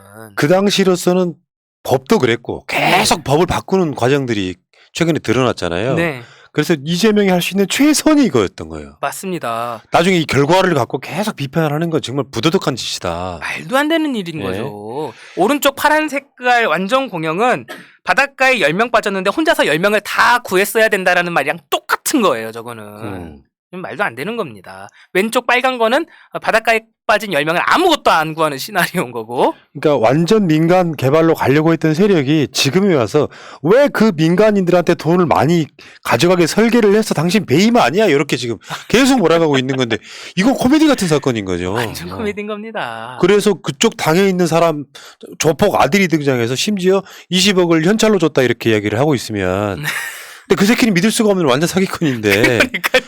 이게 뭐 공격 구조가 너무 허접해가지고 네. 보통 이렇게 국민들이 알아먹거나 뭔가 눈치 못 채게 딱 하면 이게 먹히는데요. 저거 공작이네. 그렇죠. 이건 공작도 아니야. 뭐 코미디 해버린 것 같은 그런 느낌이죠. 코미디 공작. 그리고 이재명 지사가 국감에서 또 들고 있던 파넬이 하나 있는데요. 요거는 뭐냐면은 주택 매매 가격 지수 변화라고 하는 건데 이재명 성남시장이 사퇴하고 나서 얼마나 올랐는지 보여지는 저는 그게 핵심인 것 같아요. 그러니까 지금 성남도시개발공사가 출범했을 때 가격하고 민간 사업자 공모 공고하고 북측 터널을 결정 고시한 아까 추가 완수한 거 말하는 거예요. 추가 완수한 것 여기 그 시점하고 이재명 지사가 경기도지사 출마를 위해서 사퇴한 시점하고의 주택 매매 가격 지수 변화가 이렇게 쭉 보여지거든요. 근데 그 중에 그 당시에는 전국 평균보다 경기도 평균보다 분당이 낮았었어요. 성남시장지 사퇴하기 전까지는. 근데 분당구가 경기도 평균보다 훨씬 올라가기 시작하는 시점이 바로 성남시장을 사퇴하고 경기도지사 출마 준비하던 그 시점부터야. 그러니까요. 그 책임을 어떻게 지라는 거예요. 그러니까. 땅값이 오르는 거를 이재명이 땅값 오르게 했나? 그건 내가 보기에 개연성 있다. 이재명이 경기도지사로 가면 경기도가 좋아질 테니 땅값을 오르게 하는 이런 큰 그림을 그렸다니요. 놀라운데. 그러니까 아까도 말씀드렸지만 이 사건을 가장 잘 이해하고 있는 사람이 이재명 지사 본인이었다. 그래서 가장 효과적인 판례를 갖고 와서 그냥 꼼짝 못하게 만들었다. 맞아요. 이거 설명하니까 뭐 찍소리 못하더고 막. 그러니까는요. 그러니까 팩트로 조져야 되는데 팩트가 없다 보니까 이재명 지사한테 다 대치기 당하는 그런 모습이었던 거죠. 네, 맞습니다. 여기까지 예. 이제 사업에 대한 정리였고요. 예. 사업은 정리가 다 끝난 것 같아요. 이재명 지사는 아주 훌륭한 행정을 했다라는 거는 변명이래네. 반박의 여지가 없어요. 이거는 반박의 여지가 없고 오히려 지금 이 사건을 책으로 만들어서요. 기초지자체의 이제 장으로 도전하고자 하는 사람들한테 교과서로 좀 줘야 한다. 그걸 분명히 말씀드리고 이제 지방선거 있으니까 지방선거 나오는 출마자들한테 우리 동네도 이런 사업합시다. 우리 시민들을 위해서라고 건의를 해야 된다. 말씀을 드릴게요. 그리고 제가 근래에 이제 저는 늘 이렇게 사업 구조에만 관심을 갖다가 사실은 저는 인물들이 어떻고 이런 거에 대해서는 관심이 별로 없어요. 저는 행정 부분에 관심이 많기 때문에. 예. 근데 그 만화책을 제가 좋아하는데 만화 그 웹툰도 좋아하고 완결편이 나올 때쯤 돼서 이제 보기 시작을 해요. 전 기다리는 걸 못해요. 근데 이 인물 관계도니까 이제 거의 완결이 나왔더라고요, 이제. 그 만화 준비 좀 해주세요. 네. 인물 관계도가 막 다 끝나가지고, 이거부터 좀 보여드리면 될 것 같아요. 보니까 이 대장동 사건에 악당들이 있더라고요, 악당들이. 저는 이렇게 이제 받아들여요. 이거를 보면은, 우리가 범죄 영화 같은 것들 보면은, 뭐라고 해야 될까요? 도둑들, 보면 이정재 씨 나온 도둑들 같은 거 보면은 선수들을 모으잖아요. 선수들을 모아가지고서 이 대장동 사건에서 돈을 빼먹자라고 하면서 사람들을 막 모으는 그런 어떤 만화나 영화처럼 이제 그려지더라고요. 이게 머릿속에 한 번에 다 들어온 게 C7 이강길 대표가 등장을 하면서 악당들의 시작이 언제였는지가 그려지면서 이야기가 이제 그려졌는데 이게 재밌는 게 네티즌들이 만화 속 그리고 영화 속의 주인공 등장하는 악당 캐릭터들의 특징을 모아놓은 게 있어요. 이게 이 악당들이랑 너무 일치하는 거예요. 보는데 이게 옵티머스 프라임 나오는 뭐라고 하죠? 로봇 변신하는 영화? 어쨌든 그 악당인데 너무 재밌는 게 악당의 특징. 첫째, 큰 꿈과 야망을 안고 산대요. 악당들은. 둘째, 목표 달성을 위해 연구 개발을 게을리하지 않는다. 3. 날마다 노력을 거듭하며 꿈을 위해 모든 수단과 방법을 다해 최선을 다한다. 4. 실패해도 기죽지 않는다. 5. 조직적으로 행동한다. 6. 잘 웃는다. 난데? 그러니까 이게 네티즌들이 왜 이렇게 취합을 했냐면요. 야, 만화 속이랑 영화 속에 나오는 악당들 너무 무시하지 말아라. 이 사기를 쳐먹고 나쁜 짓을 하기 위해서 얼마나 수단과 방법을 가리지 않고 노력을 하느냐 라면서 정리한 건데 예. 이번 대장동 사업에 우리 악당들이 진짜 대단한 것 같은 거예요. 제가 그래서 지금까지 제가 계속 분석했던 것은 대장동 개발의 시간이에요. 그래서 행정이 어떻게 진행됐고 이런 프로세스들을 봤는데 갑자기 제 오른쪽 뇌에 악당의 시간도 같이 결합이 되기 시작한 거예요. 그래서 이 사건이 제 머릿속에 다 들어온 거예요, 이제. 그 제 머릿속에 있는 어떤 이미지를 여러분들한테 보여드리는 거예요. 이게 제가 아까는 대장동 개발의 시간을 얘기할 때 2015년부터 설명을 드렸잖아요. 저희가 성남도시개발공사가 공고문을 낸. 근데 사실 이게 2004년부터 이야기를 해야 되는 거예요, 이게. 2004년에 당시에는 대한주택공사죠. LH가 아니고 나눠져 있었으니까. 대한주택공사가 2004년이면은 성남시 대장동이면은요. 도시가스도 없고 상수도도 없고 진짜 말도 안 되는 동네예요. 거기. 그러니까 성남이라고 하는 것이 경기도 내에서는 진짜로 못 살고 맞아요. 막 진짜 심란한 그 도시를 사실 이재명 시장이 용 만들어 준 거예요. 용. 이주자들의 도시라고 그래서 부르잖아요. 네. 그래서 당시에 그 대한주택공사가 대장동 여기 개발해야 된다. 가만히 두면은 그러니까 계획적으로 개발을 해야지. 그렇지 않으면 난개발된다. 여기 사람들 막 밀고 들어와서라고 해서 개발 계획을 수립해서 건설교통부, 지금은 국토교통부죠. 2005년 6월에 건설교통부가 그거 합시다 하면서 계획을 승인을 해요. 거기를 개발하는 계획을. 그렇게 하는데 문제는 뭐냐면은 개발 사업을 시작을 하려고 하는데 성남시는 대단한 동네인 것 같아요. 진짜. 그해 10월에 성남시 공무원이 개발 계획을 유출해서 민간 사업자들이랑 땅을 사기 시작하네요. 그 동네 진짜. 그렇게 해서 건교부가 야 이거 뭐야 사업 중단해. 사업을 중단한 거예요. 바로. 이런 아픈 역사가 있어요. 근데 문제는 또 뭐냐면은 거기에 개발 계획은 이제 승인이 났는데 개발 사업을 중단한 거잖아요. 그러니까 개발 계획 자체를 지정을 한 거는 살아남아 있는 상태인 거예요.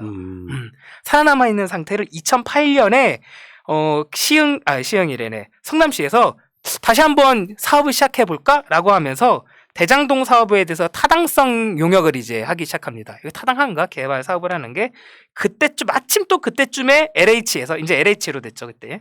LH에서 대장동 개발 여기 지금 사업할 수 있도록 되어 있는데 합시다라고 LH가 제안을 하게 되고 그거 우리가 연구 용역해서 타당성 조사한 거랑 별반 다르지 않네요. 우리도 같은 생각입니다. 합시다라고 하면서 2009년 10월에 이제 제안 수용을 하게 되는 거예요. 그러니까 2008에서 2009년 사이에 멈춰 있었던 성남시의 개발 사업이 다시 부릉부릉 시동이 걸리기 시작하는 시기다. 이제 오른쪽으로 와볼게요. 악당의 시간. 악당이 이제 이때부터 이제 조직들을 모으기 시작합니다. 이제 2008년부터. 2008년 부동산 개발 업체인 C7의 이강길 대표가 이 악당의 첫 번째 우두머리인 거예요. 소위 말하는. 여기서 참고로 C7은 부산저축은행으로부터 사실상 로비 불법 대출을 받았던 윤석열한테 유일하게 수사 안 받은 바로 그 업체예요, C7이. 그렇습니다. 네. 자, 선수들을 모으는데 어떻게 선수를 모으냐면은요. 우리 지금 얘기 진짜 많이 나고 있는 남욱 변호사랑 정영학 변호사를 2008, 그리고 남욱은 2009년에 이제 모으게 됩니다. 자, 남 변호사를 만난 게 2009년 12월. 그때 근데 이게 재밌는 게 C7 대표 이강길 대표가 나와서 인터뷰를 하면서 이 사람들의 쓰임새가 다 드러나기 시작했잖아요. 이때 왼쪽을 봐보세요. 왼쪽에 2009년 10월에 성남시가 LH 제안을 수용하죠. 이거 좀 공영개발 가려고 하죠. 지금 그쵸? 2009년에. 그러니까 2009년 12월 초에 남욱 변호사를 C7 대표가 만났대요. 한겨레에 이렇게 말을 합니다. 남욱은 지인을 통해서 건너 소개받았습니다. 당시 LH가 대장동 개발을 막겠다고 해서 국회 쪽에 민원을 계속 넣어야 되는 상황이었습니다. 그러니까 지금 공영개발로 가려고 하니까 남욱을 통해서 국회의 민원을 국진당에 있으니까 가까우니까 뭐 청년 멋있갱이도 맡았다고 하잖아요. 그래서 민원을 계속 넣어가지고서 이제 사업을 공공개발로 계속 돌리려고 하고 있었던 거예요. 자, 그러면은 정영학 회계사는 왜 불렀느냐? 정영학 회계사는 이 사건의 실제 전문가라는 거잖아요. 많이 알려진 것처럼. 사업을 처음부터 끝까지 관리하고 세팅하고 자산이 어떻게 배분되고 현금 흐름이 어떻게 되는지를 다 설계할 수 있는 A부터 Z까지를 설계할 수 있는 완전 선수 프로. 기술자. 그렇죠. 이렇게 설명을 할 수 있을 거예요. 이렇게 해서 이제 세 팀이 크게 그리고 나머지들도 있는데 이렇게 처음에 꾸려진 거고 다시 왼쪽으로 올게요. 그렇게 해서 로비를 계속 넣고 있었죠. 근데 그 당시에 또 마침 맞아떨어진 게 이명박이 LH는 민간 사업과 경쟁하지 않습니다. 라고 하면서 메시지를 줍니다. 그러면서 2010년 6월 28일에 LH가 대장동 사업 제안을 철회해요. 만세! 악당들 만세! 지금 신났어요. 그게 지금 그 상황에서 그 남욱이 LH 쪽에 로비를 해갖고 돈을 받아먹고 감옥에 가는 그렇죠. 그 구조가 있고요. 맞아요. 그 남욱을 꺼내왔던 변호사가 바로 박영수예요.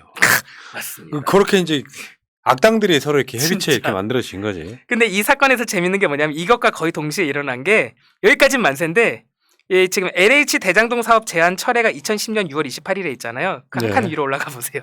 2010년 6월 2일에 악당의 악당이 나타나 버려요. 이재명 성남시장이 당선되는 건 예상에 없던 시나리오. 이건 악당이잖아요. 그러니까 이 사람들이 보기에 이재명은 악마죠. 이제. 그렇죠. 실제로 그런 표현이 나와요. 악마라는 그렇죠. 표현은. 그러니까 이 시나리오에서 이재명 성남시장 당선이라는 사건만 없잖아요. 지금 이 악당들은요 행복하게 지금 살고 있었을 거예요.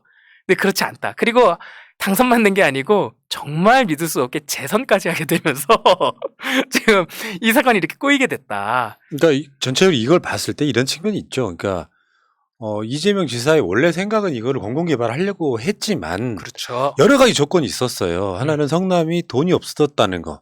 그래서 이거 사업을 이제 공공개발로 하려고 하니까 성남시 의회에 있는 의원들이 이걸로 손해를 볼 거고 이거를 나중에 다음 시장한테 엄청난 부담이 될 거다 하면서 계속 반대를 해가지고 성남시장 1기 때는 아예 공사조차 못하고 있다가 재선되면서 이제 다시 풀린 이 과정들이 있거든요. 맞습니다. 말도 안 되는 거죠, 그게 이제. 성남시장이 당선되고 밑으로 보면 그 이제 스케줄들이 계속 나옵니다. 성남시 이제 대장동 개발을 위한 지방채 발행을 건의하고 2011년 10월에 근데 또 아시다시피 성남시 의회에서 12월에 지방채 발행 부결되고 해서 공공개발로 갈 수가 없어가지고서 자 그러면 선택지는 2개 남죠. 100% 공공개발을 할 수 없으면 선택지는 2개예요. 민간에 100% 맡겨버리거나 아니면은 협력 사업을 해서 그래도 시민들에게 그 이익을 환수해가지고서 다시 돌려드리거나 일 잘하는 시장이라면 다주는 후자를 택해야 되겠죠? 그래서 후자를 택했게 된 거죠. 여기 재밌는 게요. 2012년 4월 1일 날 이게 이재명 만능설에 의하면은 이재명이 당시에 이명박 정부를 움직여가지고 결합 개발이 가능하도록 합법화했다라는 의혹도 제기할 수 있겠는데요. 지금 이재명 창조설이 이제 곧 나올 것 같아요. 이 정도면. 자, 그러니까 이 법을 만들어짐으로써 결국에는 어쩔 수 없이 공영 개발을 하고 싶어도 못하던 이 상황에서 돈도 없고 뭐 등등 여러 가지 이유로 합동 개발을 할 수밖에 없었던. 근데 성남시는 사실 어떻게 보면 돈 거의 안 들이고 5,400억 가량을 환수한 거잖아요. 그래요. 그리고 중요한 게 뭐냐면 이 당시 자료를 막 찾아보잖아요. 이게 지금 푸나님이 짚어주신 2012년 4월 1일 이 도시개발법 시행령 개정으로 결합개발 합법화가 가능하게 됐잖아요. 결합개발이라는 게 뭐 여러 내용이 있지만 그 중에 하나가 뭐냐면은 사업지가 멀리 떨어져 있어도 저쪽 사업지와 이쪽 사업지를 엮어가지고 하나의 사업으로 할 수 있게 해준다는 거예요. 그때 옛날 자료를 찾아보면 성남 시민들의 꿈이 뭐였었냐면 공원이 있는 거였어요. 거기에. 근데 대장동하고 멀었다. 네, 맞아요. 이거 하나로 묶는 거지. 맞아요. 그래서 만약에 이걸 하지 않았더라면 성남시에서 또 돈 들여가지고 거기 제1공단에다가 공원을 만들었어야 됐는데 이재명은 당시 성남시장이 아이디어를 낸 거죠. 그래 여기 결합을 해가지고서 여기서 돈을 환수해서 여기 공원을 개발하면 되겠구나. 이게 지금 대장동 사업의 전체 틀입니다. 예. 네. 여기까지만 설명드리고 나머지는 다 이제 우리가 다 아는 내용이니까 마지막 하나만 이제 설명드리면은 이제 대장동 사업은 완전히 이제 정리가 끝날 것 같아요. 제가 이 이제 C7 대표 이강길 대표의 그 이야기랑 나머지들을 다 이렇게 정리하면서 구조가 그려졌는데 너무 많은 사람들을 알 필요는 없고 우리들이 그 핵심적인 인물들만 좀 알면 네. 될 것 같더라고요. 근데 악당들 캐릭터가 너무 귀엽다. 그래서 제가 귀엽게 좀 가져왔는데 이게 진짜 재밌는 게 이거 영화로 나올 것 같아요. 여러분 화살표 따라가시면 돼요. 빨간 화살표. 네. 제 1기. 일기. 이게 왕관은 뭐냐면 대장이 누구냐예요. 아까 말씀드린 것처럼 처음에 C7 이강길 대표가 처음에 대장이었죠. 그쵸? 2008에서 9년에 이제 모으기 시작했잖아요.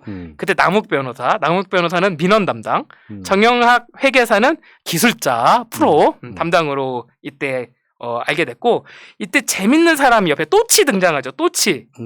또치가 배모 씨입니다. 기자. 우리가 알고 있는 배모 씨 기자인데 이강길 대표가 왜 배모 씨를 알게 됐는지를 언론에 나와서 이렇게 말을 해요.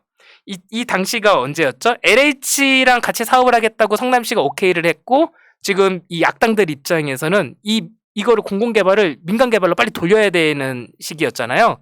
그래서 남욱 변호사가 이제 민원을 국회 민원 담당이었잖아요. 그러면은 배모 씨는 어떤 담당이었냐면은 이렇게 말을 합니다. 민간개발이 공영보다 낫다는 사실을 홍보할 필요가 있어서 배 씨를 비롯해서 언론인들과 교류가 많았다. 그러니까 선전선동을 위하여서 배 씨를 비롯한 사람들이랑 많았다는 거예요. 그래서 배 씨를 알게 됐고 배 씨를 통해서 김만배 기자를 아는데 이 부분에 대해서 이렇게 말을 합니다. 김만배 기자가 현 그 화천대유 대주주죠. 네. 김만배 기자에 대해서는 이렇게 말을 합니다. 배 씨가 당시에 내 뒤에 김만배 형님이 계신데요. 여야 가리지 않고 성남시 쪽에 인맥이 엄청난 분입니다. 나중에 따로 독대 자리 마련하겠습니다. 라고 말을 했다. 라고 말을 하면서 1기에는 이렇게 이제 악당들의 그룹이 형성이 되고 이게 이재명 당선 전입니다, 이게. 네, 맞습니다. 2010년까지니까. 맞습니다. 이제 이재명 성남시장이 당선되면서 2기에 이제 시간이 이제 돌입을 합니다.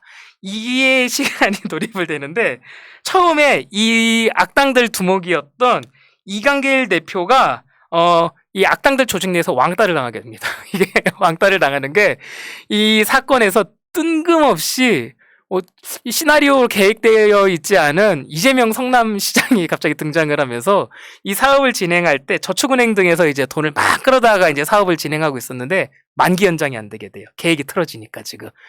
왜냐하면 이재명 성남시장은 공영개발을 계속 주장하고 있으니까 그러면서 자금 집행 능력이 떨어진다고 보고 이 그룹 내에서 남욱 변호사랑 정영학 회계사가 이강길 C7 대표를 왕따시켜버립니다. 이분은 당시를 이렇게 회고하더라고요. 내가 배제되었다. 네. 제가 듣기로는 왕따를 당했다라고 들어서 제가 왕따라고 적었습니다. 그러면서 왕관을 누가 쓴다? 남욱 변호사가 왕관을 쓰게 됩니다. 그러면서 여전히 김만배 씨랑 배모 씨는 아는 사이라고는 적었지만 사실은 이 당시에 이제 사업에 깊숙이 이제 슬슬 관여를 하기 시작하는 사이가 되고 이때 유동규 씨가 인연을 맺게 돼요. 바로 2기에서. 2기에서 그러니까 2011년경에 그 당시 성남도시개발공사의 개발본부장으로 있는 이때 맡게 되고 근데 다시 또 3기로 넘어갑니다. 2015년이 언제죠? 성남도시개발공사가 이제 민간 사업자 유치를 위해서 선정 공문을 발표할 때죠. 이때 어떤 일이 발생을 하냐면은 저축은행 아까 얘기했었죠. 저축은행 관련해서 돈을 처음에 끌어다 썼었다고. 부산저축은행에서. 맞습니다. 네. 그때 이게 조사를 안 받았었는데 남욱 변호사가 뭐 어떻게 하다가 잠깐 구속이 됩니다. 잠깐 구속이 되는데 사업은 굴려야 되겠어요. 이미 화천대유는 만들었어. 화천대유 만들어가지고 이제 우리 여기 사업 참여해가지고 민관 합동으로 해야 되는 시즌인 거예요. 그러니까 갑자기 김만배 기자가 이제 남욱 변호사가 구치소에 소감돼서 아웃이 되니까 누군가가 왕관을 써야 되는데 김만배 기자가 왕관을 딱 쓰게 됩니다. 그러면서 아까 2기를 보면은 남욱 변호사가 정영학 회계사랑 하트가 있잖아요. 사이가 좋잖아요. 좋을 수밖에 없어. 왜냐하면 이 사업을 설계해가지고 쭉 다 꿰고 있는 사람이 정영학 회계사니까요. 그러니까 김만배 기자도 왕관을 딱 쓰면서 배모 씨랑 정영학 회계사 당신도 계속 같이 합시다라고 하면서 있게 되고 유동규 본부장은 여전히 옆에 맴도는 상태로 있는 게 3기다. 자, 이 그림을 보면은 종합적으로 인물이 어떻게 배치가 되고 힘의 관계가 어떻게 되는지를 파악할 수 있는데 여기서 계속 핵심에 남아 있는 게 번호죠. 번호. 정영학 회계사. 그래서 정영학 회계사가 주요 인물인 거고 남욱 변호사도 주요 인물이. 남욱 변호사는 왕따를 당한 게 아니에요. 부득이하게 구치소에 수감이 되면서 이렇게 잠깐 왕관을 넘겨주게 되면서 지금 힘의 균형이 이렇게 된 상태다. 예, 그러니까 이게 지금 대장동 사건의 핵심은 이재명이 문제가 아니라 맞아요. 이재명은 돈 5천억 이상 환수했을 때 이재명 역할은 끝난 거예요. 맞습니다. 나머지 역할들은 이재명의 책임이라고 볼 수가 없는 것이고 실제로 이 트라이앵글 내에서는 김만배라든지 배모라든지 정영학이라든지 이런 사람들이 돈을 나눠 갖는 과정에 생긴 예를 들면 그런 이야기가 있잖아요. 그분이라고 하는 700억이 실제로 실체가 없고 예를 들면 김만배가 더 갖기 위해서 애들한테 지금 야야 700억은 그분 드려야 되니까 나 더 이상 너희들 줄 수가 없어. 이 과정에 생긴 갈등이다라고 보는 게 맞다라고 하는 시선도 있습니다. 맞습니다.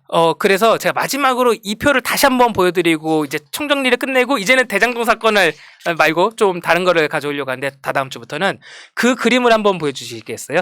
제가 일자로 쭉 정리하고 왼쪽에 성남도시공사 놔두고 막대기로 막고 그다음에 뒷문 터짐이라고 했던 거. 그러네. 네.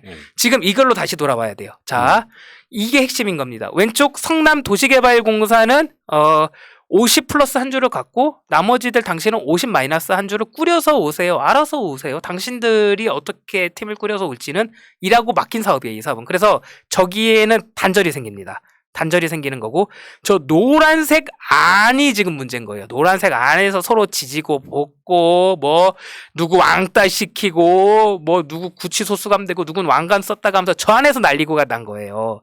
저 안에서 난리가 난 거기 때문에 우리는 사고를 할 때 왼쪽과 오른쪽을 구분할 수 있어야 돼요. 왼쪽과 오른쪽을 구분을 하는 이유에 대해서는 처음에 저희가 공고문을 보면서 학습을 했고요. 자, 그럼 오른쪽 내에서 사고를 해야 되는 거면 다시 마지막 복습할게요. 자, 화천대유 문제죠. 화천대유를 통해서 이 뭐 남욱, 뭐 정영학, 뭐 김만배 씨 등등등 문제다. 막 나오죠.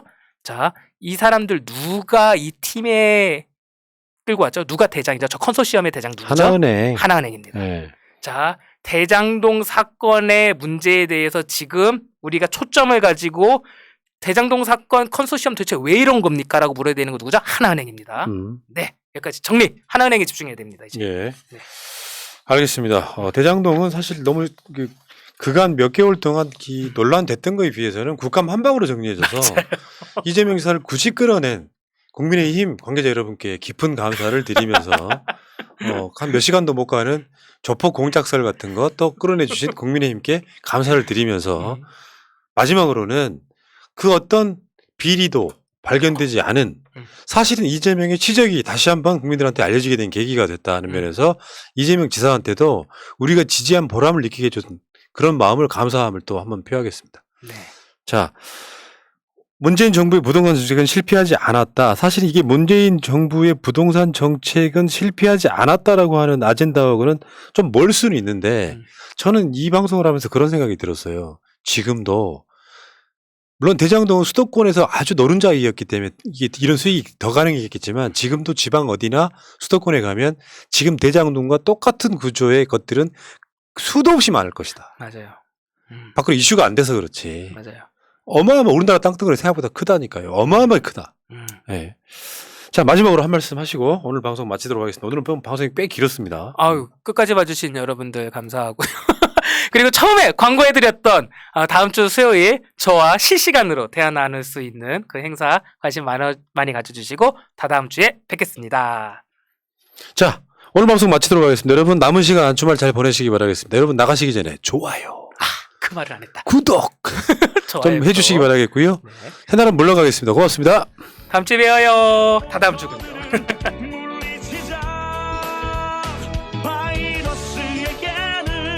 마스크가 없다. 어서 가자 바이러스보다 먼저. 그러니 내일보다 먼저 가자. 우리들의 희망을 경제이게 하자. 설령 그것이 내일이라 해도 현재로 저들을 물리치자. 바이러스에게는 마스크가 없다. 어서 가자 바이러스보다 먼저. 바이러스에게는 마스크가 없다. 어서 가자 바이러스보다 먼저.